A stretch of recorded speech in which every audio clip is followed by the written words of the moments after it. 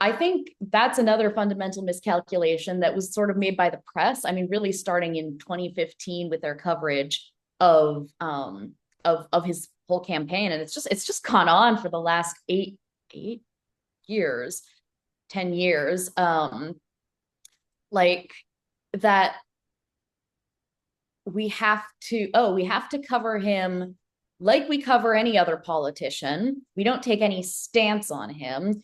And crucially, we have to present it as a balanced narrative. So if we write something that makes Trump look bad, we also have to write something that makes Clinton look bad, or makes Biden look bad, or makes Harris look bad.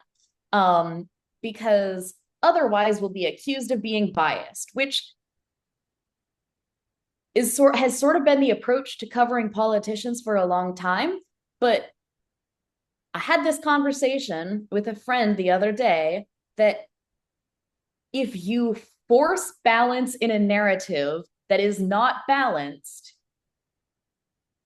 you're skewing the narrative. Your responsibility as journalists and as newspapers is not to present a balanced narrative at all costs, because sometimes the narrative isn't balanced. And Right. if you force that lens onto the reader, instead of simply presenting them with, you have one candidate who is a felon and a rapist and whatever else, and you have one candidate who's like a competent attorney general and vice president. Yeah.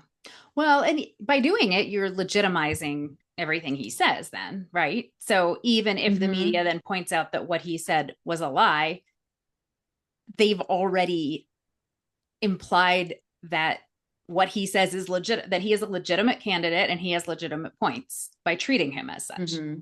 So Right. then it's when you say that he lied, that looks like you're being partisan or biased or whatever.